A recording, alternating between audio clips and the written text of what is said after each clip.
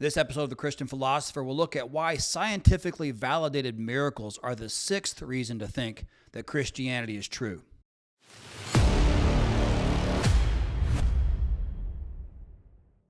Welcome back, everyone. Scott Sullivan here from the Aquinas School of Theology and Philosophy. Today we are talking about the sixth reason to think that Christianity is true. I'm talking about what I call scientifically validated miracles. So this is a series of videos that I have been doing on 10 reasons to think that Christianity is true. Obviously, this is the sixth reason. And if you want more information on some of those other reasons, you can go back to the prior videos. But where we're at now in the series, we've seen that not only did Jesus claim to be God, and if he was wrong about that, then he was lying or crazy. Not only did he back up that claim of divinity by fulfilling prophecy, not only did he back up that claim by rising from the dead, not only did he back up that claim by claiming that his religion was going to be preached all over the world, that it would never die, that the church he established would never go away, and all that stuff came true. And not only did he back up that claim by leaving what seems to be a miraculous picture of himself, I'm talking about the Shroud of Turin. In addition to all of that, it seems that Jesus still continues to work miracles in our day. And here, that's what I'm going to talk about, this idea of scientifically validated miracles. Now, I know some people, some skeptical types, think that just miracles are impossible and they never happen. That's just simply not true. There are miracle claims that go on all the time. I have a book here that I recommend to anyone. It's Craig Keener's book on miracles. It's actually a 2-volume thing. This is a great book that talks about all the miracle claims that still happen in our day. There are a ton of those. I'm just going to focus on a certain subset of those. I'm talking about scientifically validated miracles, where science can be brought in to back up a claim of a miraculous event. So that's what we're talking about here. And again, as a reminder for the people who haven't seen some of my prior videos, by miracle here, what I mean here is some sort of event, some sort of work, rather, a work done by God outside the order usually observed in things. So that's our kind of our working definition of a miracle. So by miracle now, I mean some sort of exception to the natural order, and it's done in some kind of religious context. It's a work that we can think that God did it. So not just some sort of weird event like frogs falling out of the sky, but some strange event that happens in a religious context, right? So we're talking about some kind of event that natural causes can't produce, but it also occurs in some sort of religious context. Usually it means a miracle happens. God would do a miracle when he's trying to verify some kind of message. So that's what I mean here, and it would have to be sensible and observable in order for us to know it. So that's what a miracle is in general.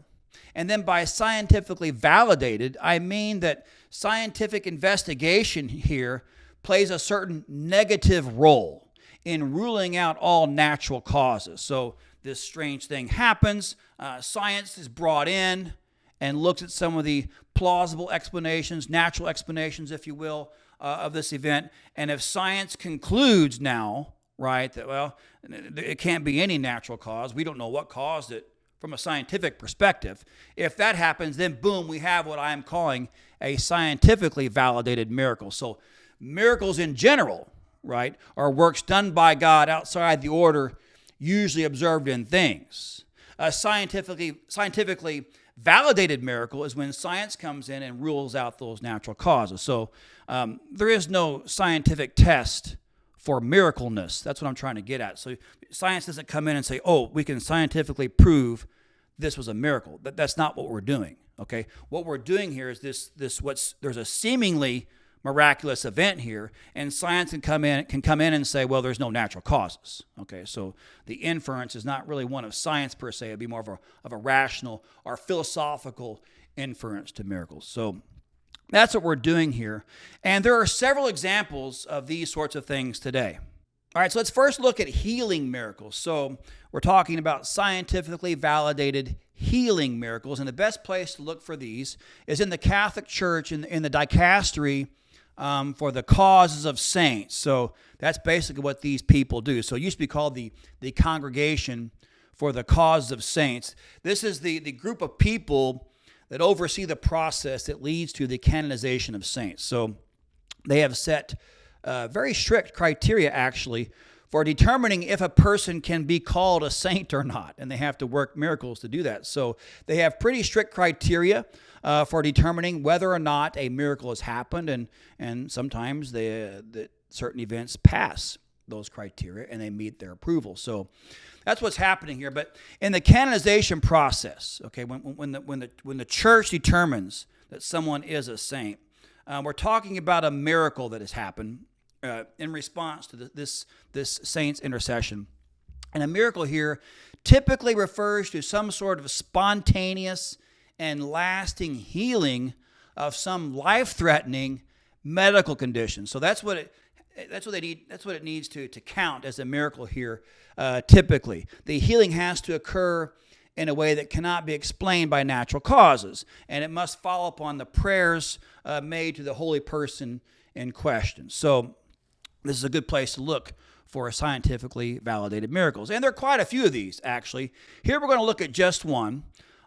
This one has been attributed to the former Pope, John Paul II. Okay, so this is one that's attributed to John Paul II and played a role in his canonization process. And you can Google this. There's a certain Floribeth Mora Diaz. She was a woman from Costa Rica. She suffered a brain aneurysm. In 2011, she goes to the doctor. The doctor performs a brain scan and discovers a condition on her that's inoperable and fatal. So they gave her about 1 month to live. Okay, so she goes home. She goes home to hospice. And then she had a devotion to John Paul II and noticed that his canonization was scheduled on May 1st. So what happens is she prays to John Paul II for his intercession to be healed, and then she goes to sleep. And during her sleep, she has a dream of John Paul II. And John Paul II in her dream says, "Get up, don't be afraid." So she wakes up, she gets out of bed, and she tells her husband about what just happened, okay, and says she feels great. So they take her back to the hospital to get more brain scans, and boom, the aneurysm, all that stuff, completely gone. The doctors are blown away. They declare her cured, and that the doctors there say this healing is scientifically inexplicable. So she goes home, and she's pretty happy about that. And so she wants to tell her story to the Vatican. She sends her story to the Vatican. The Vatican calls her into their hospital, and the hospital in the Vatican goes over all the records. And again, they conclude as well the cure is scientifically inexplicable. And so given this process after the investigation, and given this religious context, right? I mean, the woman has a life-threatening condition. She's given 1 month to live. She goes home and prays to John Paul II. She says John Paul II appears to her in a dream and says, "Get up," and then she wakes up and it's gone. Okay, given that process, here we have those criteria, and then science comes in and says there's no known natural cause for this. We've met those criteria for a scientifically validated miracle. So, given the religious context of this event, the Vatican declares this an official miracle, and this does pave the way for the canonization of John Paul II. All right, let's talk next about scientifically validated Eucharistic miracles. Now, if you don't know what a Eucharistic miracle is, you're probably not Catholic or Orthodox, but in any case, a Eucharistic miracle is a miracle that involves the real presence of Jesus' body in the Eucharistic bread. So this comes obviously from the Catholic and Orthodox doctrine, and I think some Anglican as well, of the real presence of Christ. Okay, the real presence of Christ is in the Eucharistic bread. He's really there under the accidents of bread and wine, is typically as it's said. And then a Eucharistic miracle here would be some sort of extraordinary event where the Eucharist, the bread itself, changes into some kind of flesh, okay? So it no longer appears as bread anymore, it appears as flesh. And these things have happened over the course of time. And of course, nowadays we can scientifically test these things. So these miracles can be scientifically validated nowadays, in the sense that they can be studied scientifically to see what that actually is there. Okay, so one recent Eucharistic miracle happened under the watch of Pope Francis back at the time he was an archbishop in Argentina. So this is back in August of 1996 in Buenos Aires. Apparently what happened, during communion, someone dropped a host, and the priest there, a Father Alejandro Pizet, he picked it up, he put it in a glass of water, he put it back in the tabernacle, and this is typically what you do for those kinds of things. And then a couple of days later, the priest opened the tabernacle. The host was bigger, and it had changed into bloody tissue. So at that point, the priest told Archbishop Pope Francis Bergoglio, hey, this is what happened. So then Pope Francis, Archbishop Bergoglio, told him to have it professionally photographed, which he did. And so they decided to keep it in the tabernacle and not just make a big deal about it, not publicize it. 3 years later, I kid you not, 3 years later, the bloody tissue was still in there and it had not decomposed, which that itself is kind of hard to explain by natural causes, right? But that was 3 years later. So at that point, they called in a scientist. One of them was Dr. Ricardo Castanon Gomez, and they came in the presence of the cardinal's representatives. They took a sample of the bloody tissue and they sent it to New York for testing, where they assembled a team of 5 scientists, including the famous cardiologist and forensic pathologist, Dr. Frederick Zugabe. And so they tested this heart tissue, and they didn't know the background of the story when they did the testing. All they did was get this piece of tissue, and they said, hey, test this. The team in Argentina did not tell them that it came about from this Eucharistic miracle thing. So Dr. Frederick Zugabe in New York, the cardiologist and forensic scientist, he gets this tissue, not knowing the background of it, and tests it. And this is what he writes. The analyzed material is a fragment of the heart muscle found in the wall of the left ventricle close to the valves. The heart muscle is in an inflammatory condition and contains a large number of white blood cells.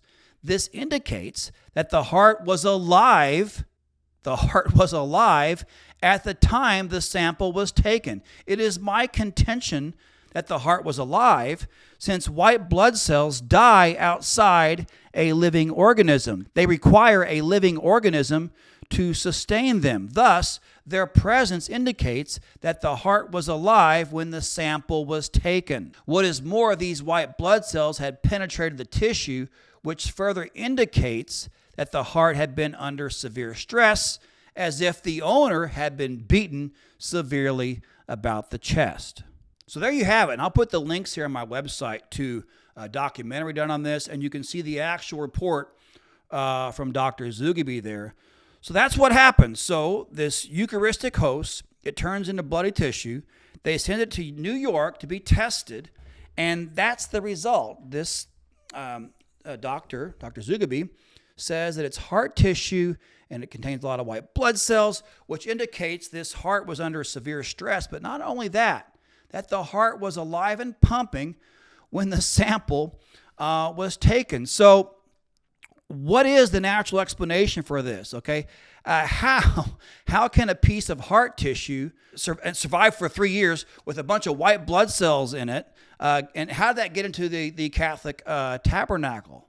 You see, what's an actual explanation for this? If you think it's fraud, let's say you think it's fraud. In order to do this, someone would have to torture a live person, open their chest while the heart is still beating, and literally cut out a piece of their heart. So if it wasn't that, what happened? Well, the witnesses that were there say a Eucharistic host turned into flesh. That's how it got there. So if you don't think it's reasonable that someone committed fraud by literally torturing someone, opening up their chest and cutting out a piece of their beating heart, that's what the fraud would have to be here. If you don't think it's that, then I think it's at least reasonable to think that the Eucharistic miracle really did happen. That when Jesus said, right, this is my body holding up the bread, he really meant that. And we see an instance of that here in this Eucharistic miracle. All right, one last example here is what we could call scientifically validated Marian miracles. So here I'm thinking about miracles associated with a Marian apparition, in particular in Lourdes, France. So if you don't know that story, there was a Marian apparition by Bernadette Subaru, who was a 14-year-old girl, in Lourdes, France, back in 1858. She says the lady spoke to her in a cave. This led to a series of apparitions, and the lady told Bernadette that she was the Immaculate Conception, and so you can read that story online. But over time, this area in France has obviously attracted a lot of pilgrims and curiosity seekers. Well, after that, numerous reports started coming in of miraculous cures happening there from pilgrims to this site. So many reports came in that Pope Pius X established what is now called the Lourdes Medical Bureau. It's a team of doctors who go and investigate these miraculous claims. This is the kind of thing we're looking for when we're looking for the existence of scientifically validated miracles. So to make sure these claims of cures were examined properly and kind of protect everybody from the town, especially from fraudulent claims of miracles, this Lourdes Medical Bureau was established. And you should know this Lourdes Medical Bureau, it's not a church group, okay? It's not a bunch of bishops or priests. It's under medical supervision. So it's a group of medical and scientific professionals, not just church people. So what they do is they get together and they vote on certain events, certain causes or cases come in, claims of miracles, and they look at the records and they vote on it. And they voted on it based upon a set of 7 criteria, and it's pretty strict. The first one is that the disease has to be serious with an unfavorable prognosis. The second, the disease has to be known and recorded by medicine. Third, the disease must be measurable. They don't rule on psychological cases. Not that those can't be miraculous. It's just that it has to be objective and measurable. So that's the third criteria. Fourthly, there must not have been any treatment to which the cure could be attributed. Fifthly, the fifth criterion concerns the timing of the cure itself. The recovery has to be boom, instant, sudden, automatic, instantaneous, without any time of healing. So strict. The sixth one is after the cure, it must not simply be just a regression of symptoms, but it has to be a complete cure. You can't just get a little bit better or a whole lot better. It has to be completely gone, whatever the problem is. And finally, it must be definitive and long-lasting. You can't relapse and have it again later. So those are the criteria. And according to their website, it says that more than 7,000 cases have come in. So 7,000 cases of miraculous claims have come in. And using these criteria, the board has approved 70. So they've approved 70 cases out of 7,000. Doesn't mean the other ones weren't miraculous. It just means that they didn't meet the criteria here. So they want to set the bar pretty high to avoid getting false positives. So 70 cases so far have been recognized as having no natural explanation and therefore have been considered miraculous by the church. So you can read about these miracles on their website. The Lord Commission invites skeptics. You're a skeptic, you don't believe it, no problem. They say, come on in, and then you can review the medical records for yourself and see what you think, and see if maybe you can come up with a natural explanation. All right, so the point here is that given these scientifically validated miracles, we have good reasons to think that a miracle has happened. So it's not like we have to have the certitude of 2 + 2 = 4 or anything like that. The point is it's reasonable. We've done our intellectual due diligence, if you will. We have this apparent miraculous event. Science comes in and says, man, we can't explain it. There's no natural cause for this. It's okay. You are intellectually justified at that point by thinking, okay, I guess a miracle happened here then. I mean, if not then when? When can you ever think a miracle has happened? You know what I mean? So I think it's perfectly reasonable to think a miracle has happened in these cases of scientific validation. And, given that miracles are the best criteria that we have to show that God himself is acting in the world, we have yet another good reason to think that Christianity is true.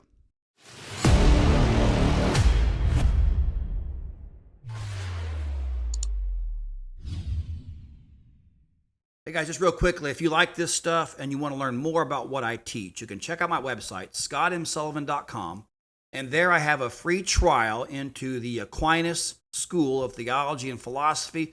There you can take full courses in theology, philosophy, apologetics, logic. You can take tests and test your knowledge and earn certificates. A lot of stuff going on there. And again, like I said, you can get a free trial at my website, scottmsullivan.com.